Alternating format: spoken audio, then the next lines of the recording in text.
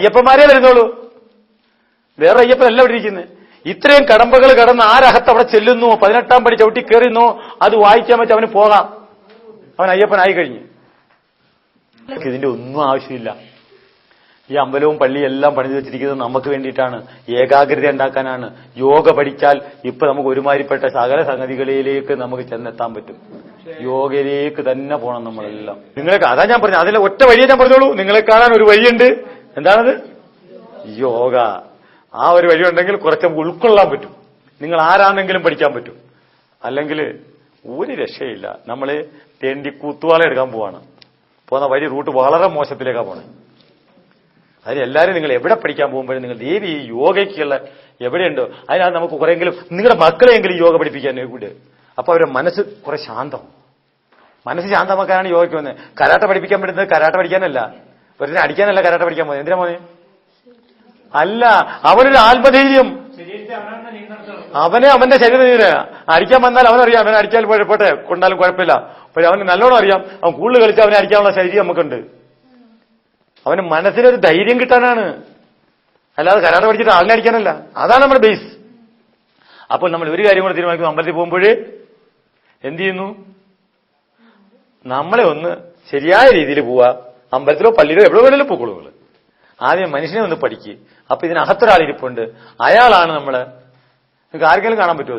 അതിന് ഏത് രൂപത്തിൽ വേണമെങ്കിലും കൊടുത്തു. ഞാൻ പറയുന്നു അത് എനർജി ആണെന്ന്. ഞാൻ പറയുന്നു നേരത്തെ ഞാൻ പറഞ്ഞല്ലോ, ഒരു അണ്ടവും ബീജവും കൂടെ ചേരുന്നത്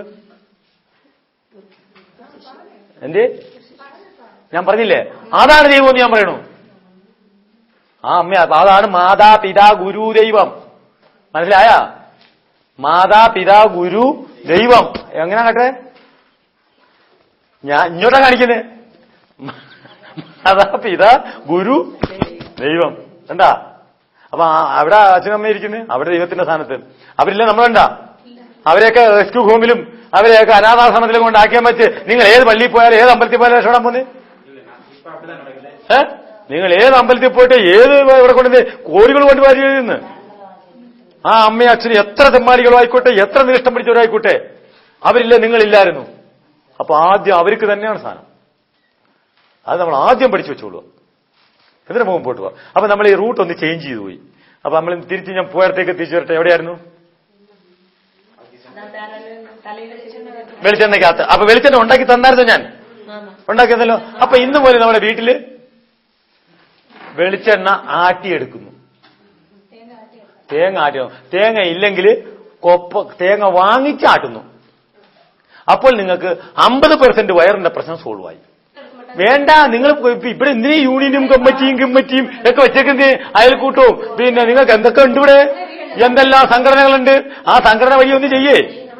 വേണ്ട, ഒറ്റയ്ക്ക് ചെയ്യാൻ പറ്റുമെങ്കിൽ അതിനും വഴി പറഞ്ഞുതരാം. 2 തേങ്ങ തിരുമ്, അതിന്റെ പാല് പിരിയണ്ട. ആ തേങ്ങ തിരുമിട്ട് നേരെ ഇഡ്ഡലി പാത്രത്തിന്റെ നടുക്കൽ തട്ടയിലോട്ട് പോയി വെച്ച് നല്ലോണം ഇഡ്ഡലി പുഴുങ്ങുന്നുള്ളത് പുഴുങ്ങിട്ട് മിക്സിയിലിട്ട് ഒറ്റയടി അടിച്ചിട്ട് അതിന്റെ തോർത്തിന് ഈരേഴും തോർത്തിനകത്ത് അങ്ങോട്ട് പിഴിയണം. അപ്പൊ തേങ്ങയുടെ നെയ്യ് കിട്ടും. അതെടുത്ത് കടപ്പത്തിട്ട് പറ്റിച്ചാൽ 5 മിനിറ്റ് കൊണ്ട് ഉരുക്ക് വെളിച്ചെണ്ണ. തോർത്ത് പിഴിയുന്നതിനെയും കാട്ടി സ്പീഡിൽ കിട്ടുന്നത് ചകിരിയിലെ ചകിരി, തൊണ്ടിന്റെ ചകിരി, തൊണ്ടിന്റെ അതിനകത്തോട്ട് വെച്ചിട്ട് അങ്ങോട്ട് പിഴിഞ്ഞ് ആ കൊതിനെ മൊത്തം മാറും. സിമ്പിളായിട്ട് കിട്ടും. ഇനി നമുക്ക് ഓരോന്ന് ഈ ഐറ്റത്തിലേക്ക് പോവാം. പിന്നെ നമുക്ക് ബാക്കി കാര്യത്തിലേക്ക്, പിന്നെ നമുക്ക് സംശയങ്ങളൊക്കെ തീർത്ത് ആദ്യം നമുക്ക് പ്രൊഡക്റ്റിലേക്ക് പോവാം. ഈ സാധനം എന്താണ് നിങ്ങൾ എല്ലാവരും ഒന്ന് പറഞ്ഞ പോലും? കശുവണ്ടി തന്നെയല്ലേ? തമിഴിലെ മുന്തിരിപ്പരിപ്പോ? അത് നല്ല കാര്യം. അതിന് ഞാൻ അന്യം എടുത്തു പോകുമ്പോ ഞാൻ ശരിയായി. കാരണം എന്താ അറിയുമോ, ഞങ്ങൾ അണ്ടിപ്പരിപ്പ് എന്ന് പറയും. ഇത് ഞങ്ങൾ അണ്ടിപ്പരിപ്പ്. ഈ കശുവണ്ടി എന്ന് പറയുന്ന സാധനം, ഇത് നിങ്ങൾ ഇതിനെ എങ്ങനെയാണ് കശുവണ്ടി എന്ന് പറഞ്ഞത്? ആ ഷെയ്പ്പും കശുവണ്ടി. അണ്ടിക്കറ ഇത് കഴിച്ചാൽ ഇവിടെ ചൊനയ്ക്കും, അറിയോ? അപ്പൊ ചൊനയ്ക്കുന്ന കശുവണ്ടി മാത്രം ഉണ്ടാകുന്ന കശുമാവ് ഏത് വർഗത്തിൽപ്പെട്ടതാ? അറിയില്ലല്ലോ. ഒന്ന്, അത് ക്വസ്റ്റ്യൻ നമ്പർ 1. 2, ഏത് ഡിക്ഷണറിയിലാണ് റിച്ച് ബൈറ്റ് എന്ന് എഴുതിയ കശുവണ്ടി എന്ന് എഴുതി വെച്ചിരിക്കുന്നത്? റിച്ച് ബൈറ്റ് എന്നാണ് ഇതിനകത്ത് എഴുതിയിരിക്കുന്നത്. എന്ന് പറഞ്ഞാൽ നല്ല കടി എന്നാണ് ഇതിന്റെ അർത്ഥം, നല്ല കൊറി എന്നാണ് ഇതിന്റെ അർത്ഥം, അല്ലേ? ശരിയല്ലേ? അപ്പോ ഒരു പുസ്തകത്തിലുണ്ടോ അവരിതിനകത്ത് ഇൻഗ്രീഡിയൻസ് പറഞ്ഞിട്ടുണ്ട്. കാർഡിമം, കിസ്മിസ്, കാഷ്യൂ. വേണ്ട. അപ്പോ കശുവണ്ടിക്കകത്ത് ഇതൊക്കെയാണ് സൃഷ്ടിച്ചിരിക്കുന്ന തമ്പുരാൻ, അല്ലേ? നിങ്ങൾ കണ്ട് കശുവണ്ടിയുടെ കാര്യം ചരിത്രം പറയുന്നത്.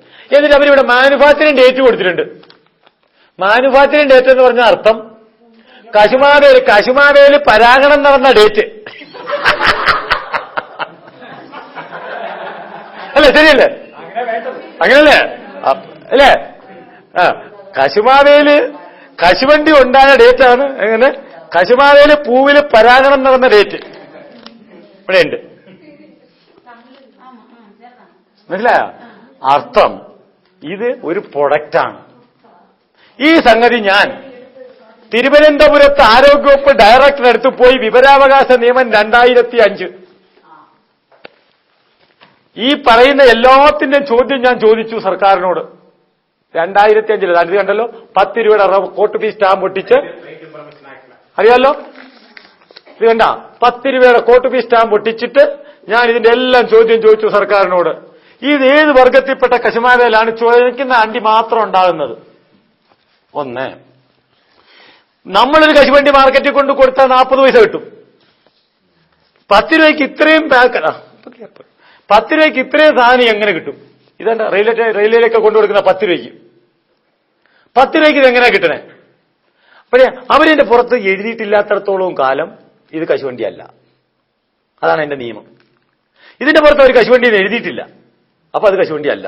നിങ്ങളാ പറഞ്ഞ് കശുവണ്ടിയുടെ ഷേപ്പിലുള്ള ബിസ്ക്കറ്റ് ഉണ്ട് മാർക്കറ്റിൽ, നിങ്ങളെന്താ അതിനെ കശുവണ്ടി എന്ന് പറയാഞ്ഞ് എന്നാണ് എന്നോട് തിരുവനന്തപുരത്ത് നിന്ന് ചോദിച്ച ചോദ്യം. ഇനി അതിന്റെ ഉത്തരം കേട്ടോളൂ. അപ്പൊ ഇതെല്ലാം ചോദിച്ചു, അതിന്റെ ഉത്തരം നമ്മൾ സർക്കാർ തന്നിട്ടുണ്ട്, അത് കേട്ടോണം. മാർക്കറ്റിൽ ലഭിക്കുന്ന കശുവണ്ടി പരിശോധന നടത്തി മായം കലർത്തുന്നതായി കണ്ടെത്തുന്ന പക്ഷം അതാത് പ്രദേശത്തെ ഫുഡ് ഇൻസ്പെക്ടർമാർക്ക് നിയമ നടപടികൾ സ്വീകരിക്കാവുന്നതാണ്. മാർക്കറ്റിൽ വിലവ്യത്യാസത്തിന്റെ കാരണവും വില കുറഞ്ഞ കശുവണ്ടി ഉൽപ്പാദിപ്പിക്കുന്ന പ്രദേശത്തെക്കുറിച്ചുള്ള വിശദാംശങ്ങളും ആരോഗ്യവകുപ്പിൽ ലഭ്യമല്ല. ഇത് വെച്ചുകൊണ്ട് വേണേ നമുക്ക് മിനി കോടതിയിൽ പോവാം, കാരണം റൈറ്റ് ഇൻഫർമേഷൻ തന്നില്ല എന്ന് പറഞ്ഞുകൊണ്ട്. മനസ്സിലായോ? ഈ നിയമം ഉണ്ടാക്കുമ്പോൾ തന്നെ നിയമം തിരുത്താനുള്ള വകുപ്പുകൾ ഉണ്ടായിക്കൊണ്ടാണ് നിയമം ഉണ്ടാക്കി ചെയ്യുന്നത്. മനസ്സിലായോ? അതിന് ലൂപ്പേഴ്സ് ഉണ്ട്, എല്ലാത്തിനും അതിന് ഇതുണ്ട്. അതുപോലെ തന്നെ അടുത്ത ചോദ്യം. അപ്പൊ ഇത് മനസ്സിലായല്ലോ, എന്റെ വകുപ്പ് മനസ്സിലായല്ലോ. ഇത് നമുക്ക് ഇതിന്റെ അപ്പുറത്തിന് ആരോഗ്യം ഇല്ല, അതുകൂടെ ഓർമ്മിച്ചോണം. നമ്മുടെ കേരളത്തിലെ DHS എന്ന് പറയുന്നതാണ് കേരളത്തിലെ ആരോഗ്യം മൊത്തം ഇരിക്കുന്ന അങ്ങനെ കയ്യിലാണ്, തിരുവനന്തപുരത്താണ്. ഇതിന്റെ മേളിൽ ഇനിയൊരു ആരോഗ്യം നമ്മുടെ നാട്ടിൽ ഇല്ല. അവർ തന്ന ഉത്തരവാണ്. ഇനി കുടംപുളി അറിയോ? നിങ്ങൾ കുടംപുളി അറിയാലോ? അറിയോ? 1 കിലോ കുടംപുളിക്ക് ഇവിടെ എന്ത് വിലയുണ്ട് നിങ്ങളുടെ നാട്ടിൽ? എത്രയുണ്ട്? 120, 80. പോട്ടെ, വിളിച്ചു പറയും, ലേലം വിളിക്കും.